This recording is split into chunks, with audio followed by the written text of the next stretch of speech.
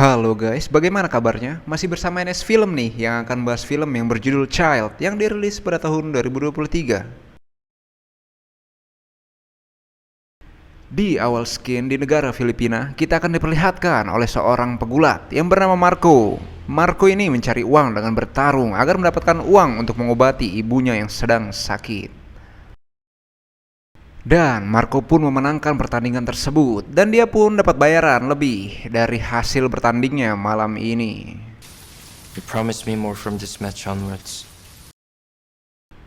Keesokan harinya saat Marco di bar, dia diberi tantangan untuk bertaruh bola dan Marco pun menerimanya.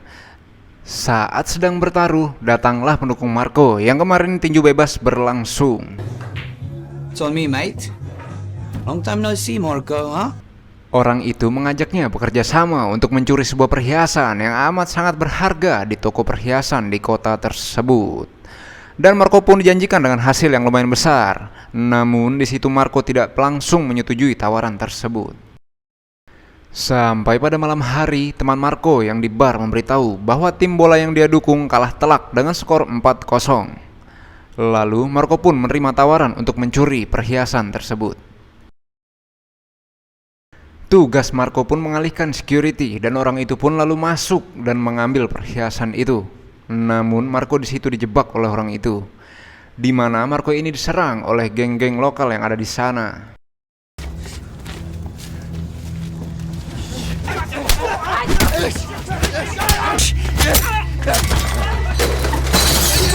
Lalu orang itu pun kabur. Namun saat Marco dikejar-kejar oleh geng itu, tiba-tiba dia ditabrak oleh mobil, yang dimana yang keluar adalah wanita cantik yang bernama Yeojun. 일단 병원부터. Yeojun pun membawa Marco ke rumah sakit. Setelah Marco sadar, Yeojun pun memberi Marco sejumlah uang karena telah menabrak Marco. Lalu Marco pun menerimanya dan pergi.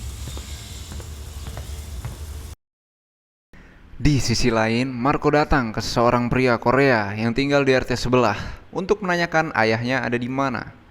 Pria itu pun memberitahu Marco dan membekali Marco dengan sebuah alamat dan pengetahuan yang ada di Korea.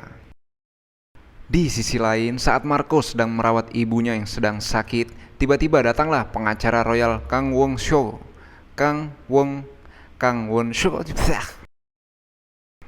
Mereka datang agar segera menjemput Marco agar segera bertemu ayahnya yang sedang sekarat di Korea.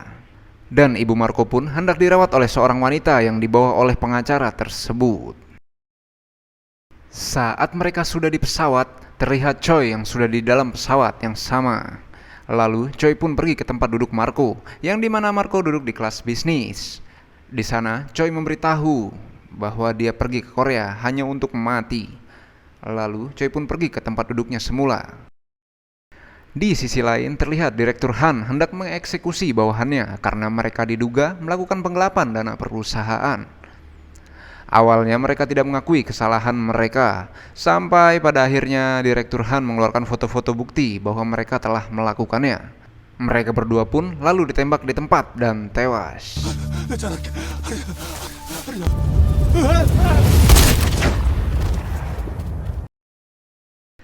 Di sisi lain, saat di perjalanan menuju rumah Direktur Han, tiba-tiba mobil yang ditumpangi Marco disalip oleh Choi. Dan tiba-tiba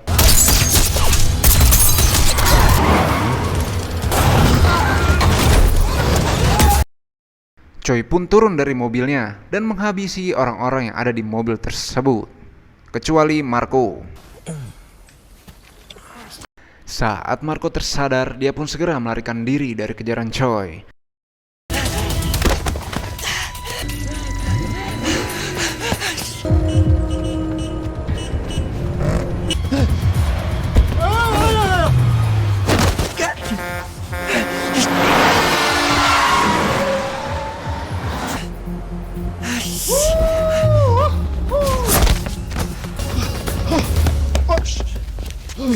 Sampai pada akhirnya Marco pun berhasil lolos dari kejaran Choi karena Choi sudah sangat kelelahan dan tetap menjaga ketampanannya. 괜찮네. Marco pun lalu pergi ke sebuah telepon umum untuk menghubungi nomor pengacara yang ada di Korea. Namun tiba-tiba dari arah lain terlihat Choi mengendarai Mercedesnya menuju arah Marco dan hendak menangkapnya. Marco pun mencoba melarikan diri dan masuk ke dalam sebuah gang. Sampai pada akhirnya mobil Choi pun tersangkut dan Choi pun melanjutkan pengejarannya dengan berlari.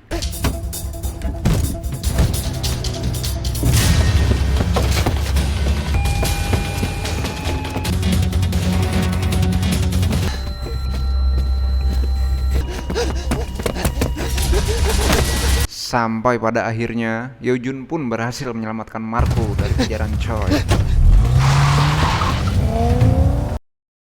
Namun tiba-tiba terlihat Direktur Han dari arah berlawanan dan berpapasan dengan Yeojun yang sedang membawa Marco.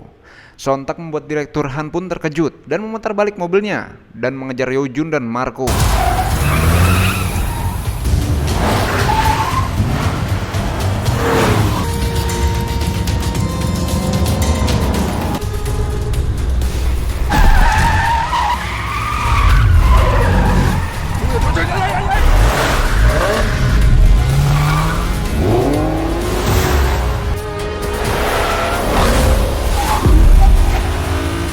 Namun terlihat Choi pun ikut serta dalam pengejaran itu. Namun Yeojun dan Marco pun berhasil bersembunyi dari kejaran mereka.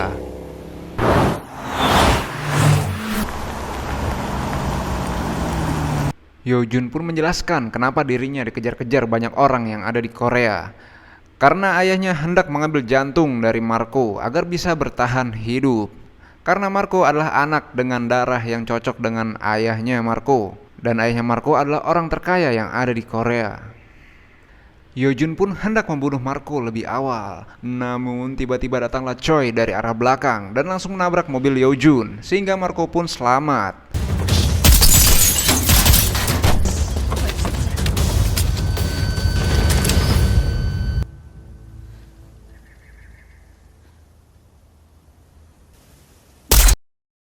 Saat Marco di jalan, dia bertemu dengan kakaknya, yaitu Direktur Han. Lalu, Direktur Han pun langsung membawa Marco ke rumahnya. Marco pun lalu dipertemukan dengan ayahnya. Lalu, Direktur Han pun memerintah dokter untuk segera melakukan operasi. Marco pun melawan, namun Marco berhasil dijatuhkan karena suntikan bius. Saat operasi hendak berjalan, tiba-tiba Marco pun bangun, dan di sana ternyata sudah ada Choi yang menyamar.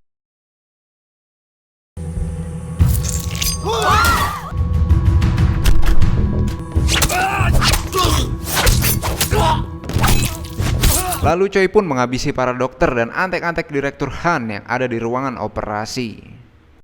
Saat Marco tersadar, Choi pun menggunakan Marco sebagai tamengnya agar bisa keluar dari sana.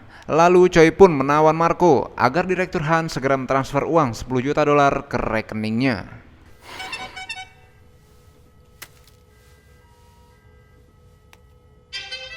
Saat Direktur Han selesai melakukan transfer, Choi pun menyerahkan Marco. Namun tiba-tiba Choi pun ditodong oleh Direktur Han karena dia tidak akan semudah itu bisa keluar dari rumahnya hidup-hidup. 씹새끼 끝까지 허세는 씨. 나 프로거든. 뭐? 프로?